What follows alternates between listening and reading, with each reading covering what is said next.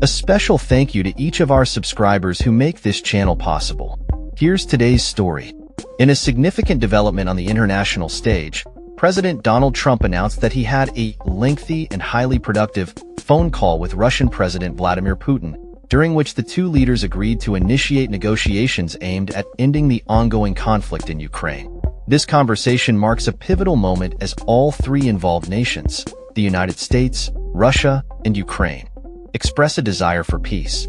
President Trump took to his Truth Social platform to share the details of this important dialogue, stating that both he and President Putin are committed to halting the tragic loss of life that has resulted from the war. The conflict in Ukraine, which began in 2014 and intensified with Russia's full-scale invasion in 2022, has led to devastating consequences, with estimates of casualties reaching hundreds of thousands. In his post, Trump emphasized the urgency of the situation, saying, "Millions of people have died in a war that would not have happened if I were president, but it did happen, so it must end."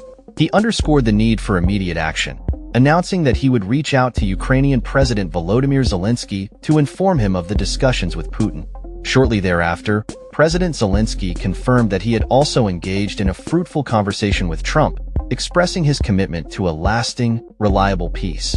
The talks between Trump and Putin not only focused on the war in Ukraine but also covered a range of other significant global issues, including artificial intelligence, energy policies, and the historical context of World War II.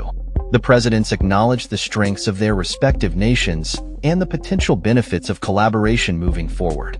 Trump has appointed a team of high-profile officials to lead the negotiations, including Secretary of State Marco Rubio, CIA Director John Ratcliffe, National Security Advisor Michael Waltz, and Ambassador Steve Witkoff. He expressed optimism about the upcoming meeting set to take place in Munich, where Vice President J.D. Vance and Secretary Rubio will head the U.S. delegation. "I am hopeful that the results of that meeting will be positive. It is time to stop this ridiculous war, where there has been massive and totally unnecessary death and destruction. God bless the people of Russia and Ukraine," Trump wrote.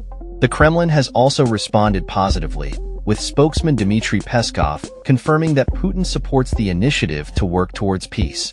The phone call lasted nearly an hour and a half, during which Putin extended an invitation for Trump to visit Moscow, further indicating a willingness to strengthen diplomatic ties. Meanwhile, U.S. Defense Secretary Pete Hegseth cautioned that it may be unrealistic to expect Ukraine to revert to its pre-2014 borders, highlighting the complexities that lie ahead in the peace negotiations. He emphasized the need for a realistic assessment of the battlefield conditions as discussions progress. In a related statement, President Zelensky reiterated Ukraine's commitment to peace, stating, "No one wants peace more than Ukraine. Together with the U.S., we are charting our next steps to stop Russian aggression and ensure a lasting, reliable peace."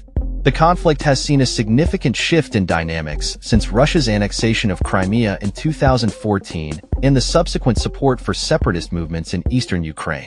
As the war rages on, the international community watches closely, hoping that these recent developments could pave the way for a resolution.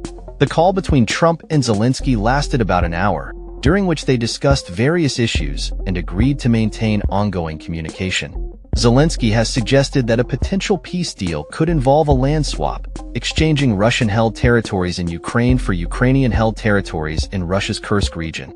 He stressed the importance of U.S. involvement in any security arrangements, asserting that security guarantees without America are not real security guarantees. As the situation continues to evolve, the world remains hopeful that the renewed dialogue between the U.S. and Russia, alongside Ukraine's engagement, will lead to a peaceful resolution to a conflict that has brought untold suffering to millions. That's all for this story. We upload videos every day covering many different subjects, so hit that subscribe button to stay informed. Thanks for watching.